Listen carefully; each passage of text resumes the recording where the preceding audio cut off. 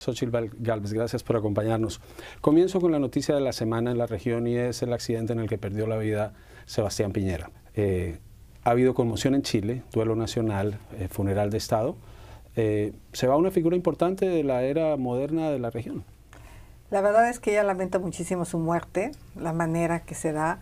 Un hombre que siempre impulsó la Unión Latinoamericana, un hombre que impulsó el comercio y un hombre fundamental en la vida política de Chile. Lo vamos a extrañar. Hablemos de su gira. Ha estado en Nueva York, ha estado en Washington. ¿Cuál es el saldo hasta ahora? Es un saldo muy positivo. Siempre es importante dialogar con las personas mexicanas que viven aquí en Estados Unidos.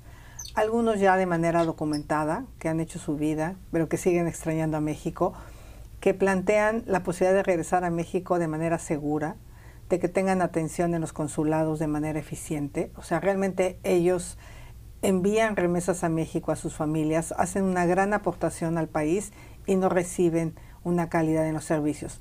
Y por otro lado están aquellos que sueñan con tener documentos, que tienen algunos hasta 20 años aquí en Estados Unidos y lo único que les ha hecho falta es un abogado, porque de alguna manera tendrían toda la documentación necesaria para poder acreditar su residencia y ellos pues no tienen los recursos para hacerlo.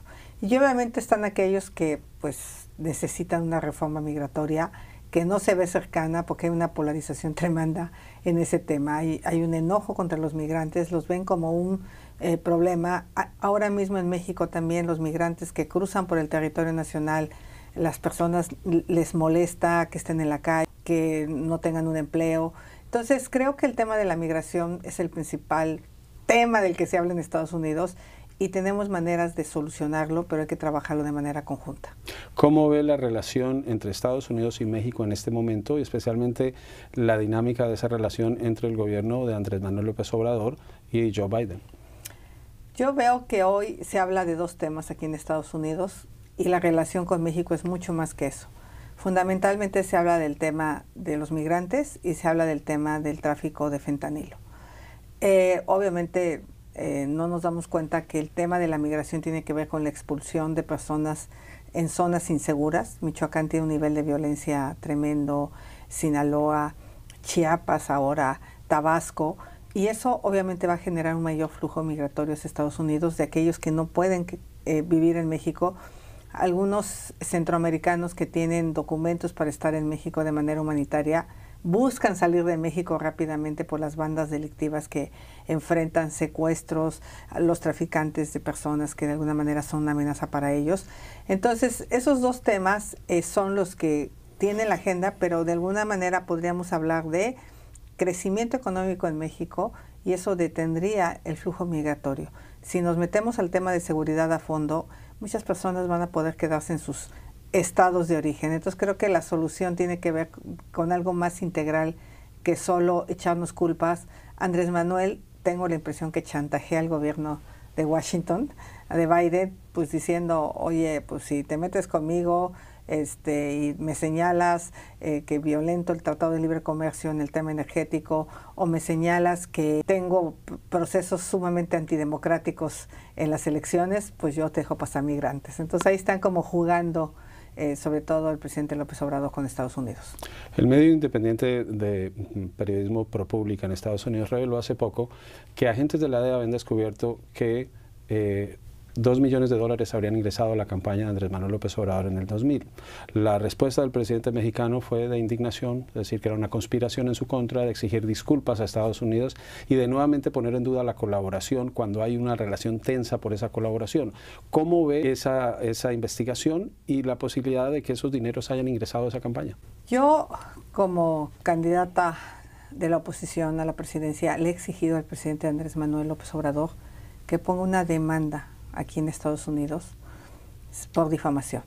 Si él está convencido que eso es falso, debería de poner la demanda para limpiar su nombre y limpiar el nombre de México. No basta que salga de una conferencia mañanera y diga que es falso. ¿Cuál es el problema que él tiene? Que pareciera que los hechos con los que se ha conducido su gobierno confirman esa posibilidad de alianza. El saludar a la mamá del Chapo, el visitar en 7 ocasiones Badiraguato, el no atacar frontalmente a los narcotraficantes, a los criminales en nuestro país, se le ha acusado de su estrategia de abrazos y no balazos, cuando hoy tenemos 175,000 personas asesinadas y pues parecía que los abrazos son para los delincuentes. Entonces creo que el presidente Andrés Manuel está obligado a limpiar su nombre y yo insistiría que lo hiciera. Mencionaba ahora el tema electoral.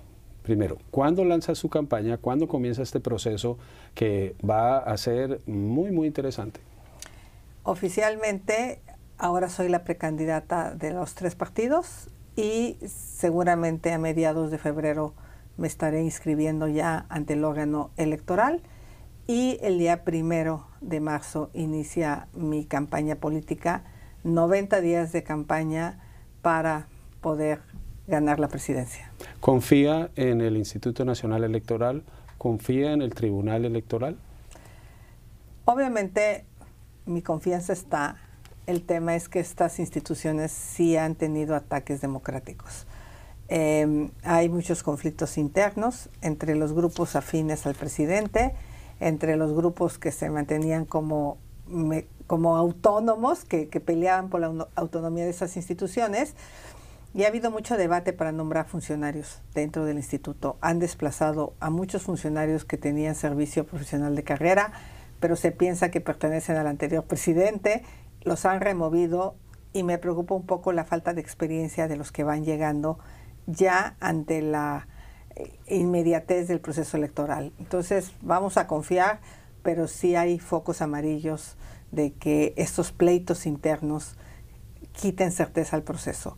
Lo mismo pasó en el Tribunal Federal Electoral, donde hubo una remoción del presidente a solo 5 meses del proceso.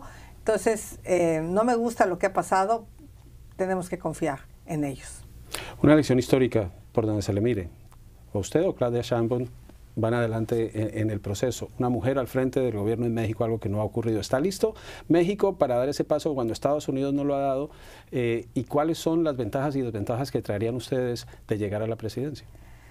Por supuesto que México está listo, tiene buen rato listo. La enorme ventaja de que una mujer llegue a la presidencia tiene que ver, uno, con derechos de mujeres, tiene que ver con la familia. Sí somos mucho más sensibles a preocuparnos por lo que le está pasando a los jóvenes, al menos yo soy madre de 2 jóvenes. Me preocupa que la principal causa de muerte en Estados Unidos entre jóvenes de 15 a 35 años sea la muerte por sobredosis. Me preocupa que en México la principal causa de muerte entre jóvenes de 15 a 35 años sea el homicidio. Tenemos un grave problema, no estamos cuidando de nuestros jóvenes y a mí me parece que los gobiernos a veces se enfrascan en discusiones estériles y no se dan cuenta que cada día que pasa, que no nos ponemos de acuerdo, muchos jóvenes están en peligro.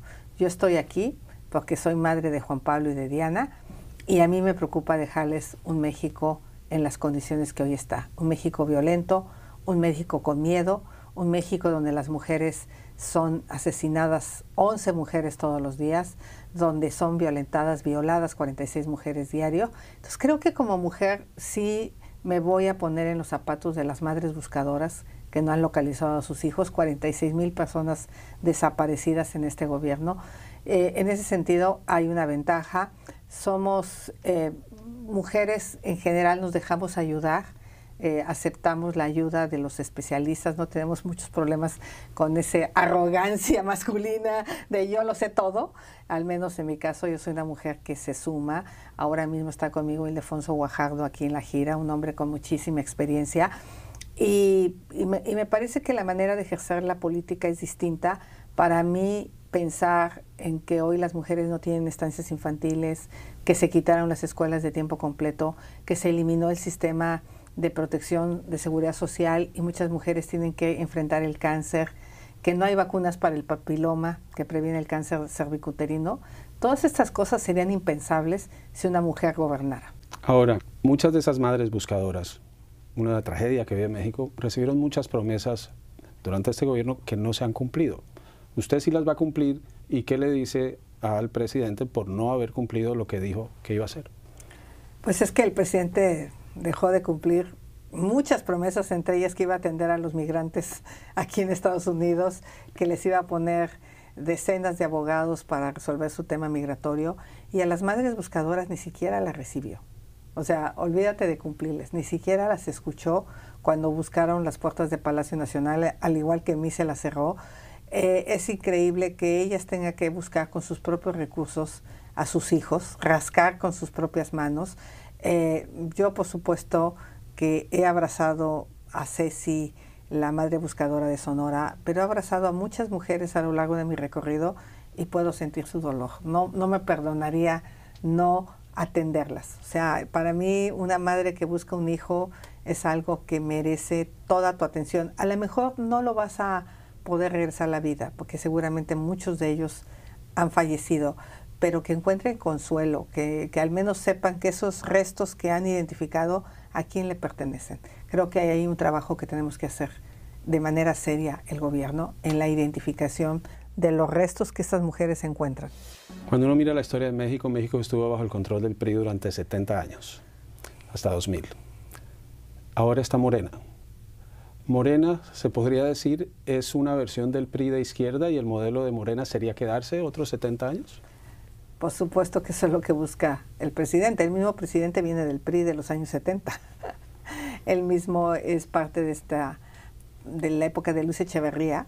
Él entra a militar al PRI. Manuel Bartlett es el autor del fraude hacia Cuauhtémoc Cárdenas en el 88. Ignacio Valle, la persona que está acusada de haber robado 20,000 millones de pesos de Segalmex, estuvo en el PRI, y el presidente dice, es que lo engañaron los priistas a Nacho Valle, por eso robó, y lo tiene protegido. Entonces, tenemos funcionarios corruptos, tenemos funcionarios autoritarios, y por supuesto que los cambios legislativos que pretende hacer el presidente a la Suprema Corte de Justicia y al Poder Legislativo es para intentar quedarse al menos 20 años. Y eso es lo que está en juego. Lo que está en juego en nuestro país son las libertades, lo que está en juego es la democracia, lo que está en juego es la división de poderes, no solo los temas económicos y de seguridad, está en juego mucho más allá. Es nuestra posibilidad de seguir siendo un país libre y democrático. Si las cifras están correctas, y me corrige si no, por lo menos 60 millones de mexicanos reciben asistencia del gobierno. ¿Cómo les va a hablar? ¿Cómo los va a convencer? ¿Cuál es el mensaje para que ellos crean que si usted llega al poder, sus vidas van a mejorar, o por lo menos no van a desmejorar? Primero, garantizarles que los apoyos sociales se quedan, no va a haber una disminución de los programas sociales, pero convencerlos que no es suficiente. No es suficiente para salir de la pobreza, porque tienes una pensión, pero por otro lado no tienes medicinas. Entonces estás gastando este dinero para comprar medicinas. Tienes una pensión, pero no puedes salir a la calle por la inseguridad, porque se dejó de invertir en policías municipales. Entonces creo que lo que tenemos que garantizarles es que ellos merecen más que eso. Y mientras este gobierno quiere que la gente se mantenga en pobreza, yo lo que sueño es que la gente salga de la pobreza, porque es mi caso. Mi caso de haber salido de Hidalgo, de Tepatepec, en una condición de pobreza, y llegar a la ciudad sola a los 17 años, me indica que el camino es la educación y el emprender o el tener un trabajo bien pagado. Eso es lo que tenemos que buscar para los mexicanos. Hoy la pobreza sigue. Simplemente tienen más ingresos, pero no hay salud. Tienen más ingresos, pero no hay agua. La gente tiene que comprar agua. Tienen que gastar gran parte del recurso en agua porque no se invirtió en infraestructura hídrica, y con la sequía que tenemos la gente está gastando demasiado dinero en cosas tan básicas como medicinas y tener acceso al agua, porque el gobierno no ha hecho su trabajo. Entonces creo que tengo que hacerle entender a la gente que por un lado le dan, pero por otro lado le quitan. ¿Qué tanto le crean las encuestas? Las encuestas dan una ventaja amplia para el partido de gobierno sobre su propuesta, pero usted llega a Nueva York y hay protestas. Hay protestas en eventos a los que usted asiste. La campaña se ha trasladado a Estados Unidos. ¿Le crea las encuestas y cree que esas manifestaciones fueron orgánicas, fueron de gente que no acepta su proyecto, o detrás de esto es más la campaña en general?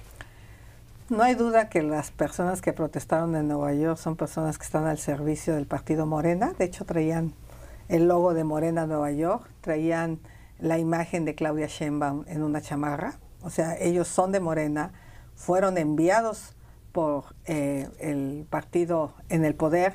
no se veían protestas orgánicas, porque son los mismos que protestaban con García Luna, son los mismos que recibían a Andrés Manuel López Obrador, o sea, son seguidores.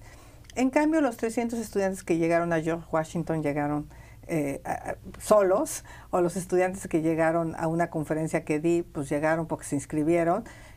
Yo más bien recibí muestras de afecto de la comunidad mexicana que no está de alguna manera organizada hacia un partido, y yo realmente creo que fue mínimo la protesta. Ellos intentaban que esa fuera la nota, pero pues no, porque no se salieron con la suya. Hablemos de Estados Unidos. Usted llega a la presidencia, ¿cómo sería la dinámica de la relación? Porque son economías que están ligadas. México va a ser el principal socio comercial de Estados Unidos. Hay un problema de narcotráfico, pero no se habla de la demanda y no se habla de las organizaciones criminales que existen dentro de Estados Unidos con ese negocio. Se responsabiliza a México y a otros países de la región. ¿Cómo mantener una dinámica con Washington en la que se pueda hacer esa lucha contra el narcotráfico, pero que se respete la soberanía, que es un tema importante para los mexicanos? Yo estoy de acuerdo que se respete la soberanía, pero hoy no hay peor pérdida de soberanía que la inseguridad. No hay peor pérdida de soberanía que la tercera parte del territorio mexicano está en manos de la delincuencia organizada. Que las bandas de tráfico de personas operen con absoluta impunidad, secuestrando y levantando migrantes que cruzan el territorio nacional. Creo que tenemos que hablar de manera frontal, decirnos las cosas como son, aunque duelan las verdades. Y tú acabas de abordar un tema. El problema que tenemos es, México, me acusas de que estoy enviando fentanilo a tu país y los jóvenes mueren. Y yo te acuso que tú estás mandando armas que están matando a jóvenes en México. Y traemos ese tema 5 años.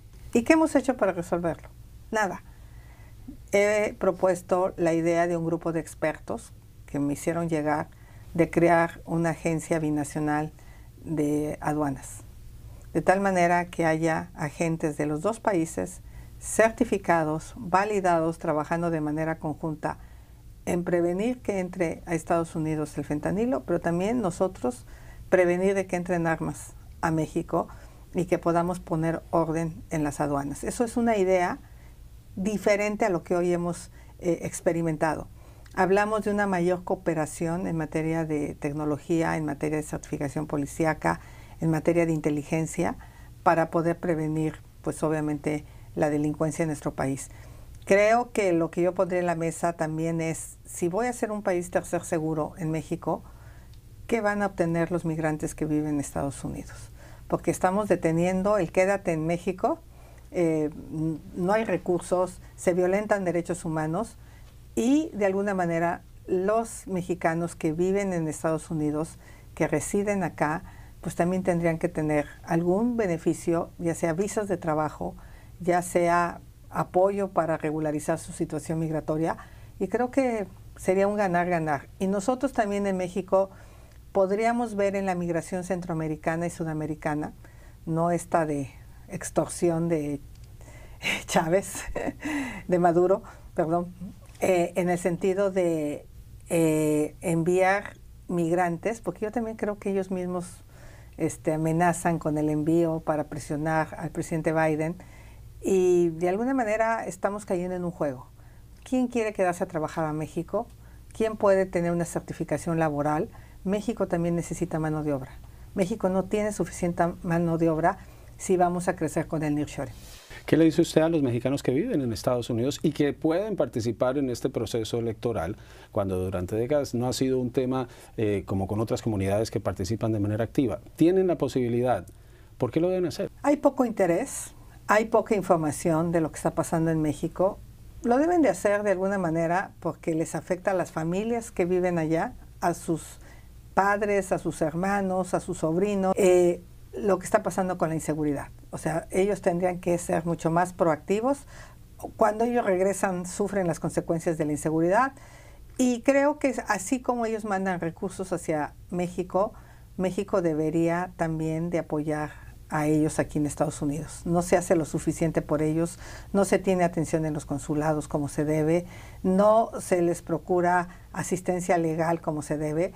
Y yo creo que sí es una buena forma de participar y de mandar un mensaje de qué quieren y con quién lo quieren. Yo cuando estuve en el proceso interno fue algo que me llamó la atención, porque a la votación histórica ha sido de 100,000 personas votando, nada, de 4 millones que lo podrían hacer. Y yo tuve 80,000 firmas acá en Estados Unidos. Eso me llamó mucho la atención. Hubo mucho interés acá para que yo fuera la candidata de estos partidos. Xochitl Gálvez llega a la presidencia, tiene su socio norte, Estados Unidos, ahora están Donald Trump y Joe Biden como los candidatos de los partidos. Donald Trump llegó a la presidencia desde el inicio atacando a los mexicanos y a través de los mexicanos a los migrantes, diciendo que México no enviaba lo mejor. Ahora habla de que los inmigrantes envenenan la sangre de Estados Unidos. ¿Cómo anticipa una dinámica de relación con alguien que usa retórica nazi para hacer campaña y eso no genera indignación ni un escándalo nacional en Estados Unidos? Primero, yo creo que la gente sabe que una cosa es lo que dices en campaña y otra cosa es lo que haces. Ya conocemos a Donald Trump, ya sabemos cuál es su retórica y ya también sabemos que al final atacó mucho el Tratado de Libre Comercio con México, pero acabó firmando un tratado. ¿Por qué? Pues porque más allá de lo que dices en campaña, pues tú tienes que cuidar los intereses de las empresas de Estados Unidos, de los norteamericanos en materia económica. Entonces, en ese sentido, pues no se hizo realidad que iba a cancelar el Tratado de Libre Comercio con México. Por otro lado, la construcción del muro, pues se construyó un pedacito, pero realmente es imposible construir un muro de esa dimensión por el tamaño de la frontera. Entonces, yo creo que más bien tanto Biden como Trump, cualquiera de los dos que sea presidente, van a encontrar conmigo una aliada, una mujer que sabe resolver problemas, una ingeniera que le apuesta a resolver problemas. Y yo creo que lo que tenemos que hacer es resolver el problema tan grave que tenemos con la muerte de jóvenes en ambos lados de la frontera. Esa es la realidad. Cada joven que muere en Estados Unidos tiene un nombre y tiene un apellido. Cada joven que muere en México tiene un nombre. Y eso es lo que nos tiene que preocupar más que la retórica. ¿Cómo resolvemos el problema? Y en mí pues van a encontrar una mujer que no se acelera, que no se violenta, porque pues la verdad es que lo que digan aquí sí deberían de indignar a la comunidad mexicana, indignarnos a los políticos. ¿Te acuerdas que Andrés Manuel era muy entrón con el presidente Trump, o bueno, cuando estaba en campaña, después ya tranquilo? ¿Eso le llama la atención? Eso me llama la atención porque en campaña dices una cosa y ya cuando eres presidente otra. Yo voy a decir lo mismo, tanto en campaña como en la presidencia. ¿Cómo va a ser su política de llegar a la presidencia con los migrantes, el tema de tercer país? ¿Cuál es la estrategia para, ahorita por ejemplo, en el Congreso en Estados Unidos debaten un proyecto de ley que endurecería la situación, parece que no va a pasar por razones políticas, pero permitiría la deportación inmediata, el negar la solicitud de asilo, y México sería clave en ese proceso. México resolviendo los problemas de Estados Unidos. ¿Qué haría usted? Yo negociaría. No va a ser, ahí van de regreso cientos de personas, y sus derechos humanos, y en dónde van a estar, y cuánto tiempo les vas a resolver. O sea, yo creo que tenemos que pensar otra vez en personas. No es posible que hayan fallecido 40 personas migrantes en un centro de detenciones en México. Eso es una violación a sus derechos humanos tremenda. Como te decía, hay bandas que están dedicadas al tráfico de personas en el sur de la frontera, a las que tenemos que ponerle atención, meter recursos y evitar tener una frontera tan laxa entre México y Guatemala. Tenemos que trabajar para que, a cambio de que México sea un tercer país seguro, ¿qué va a pasar con los 11 millones de mexicanos que están de este lado de la frontera? O sea, al menos, a diferencia de Andrés Manuel, yo sí lo voy a poner en la mesa. Para terminar, relación con el resto de la región. Tiene gobiernos de izquierda en Colombia, en Brasil, tiene ahora Javier Milei en Argentina. ¿Cómo sería esa dinámica y hacia dónde iría México? Yo he dicho claramente que tengo dos brújulas. Una brújula es mis valores. No me voy a relacionar con gobiernos autoritarios, no voy a invitar al gobierno de Venezuela a su ejército a desfilar a México, ni voy a invitar al dictador Díaz-Canel a dar el discurso de la independencia. Eso lo tengo clarísimo, ni al ejército ruso, por cierto.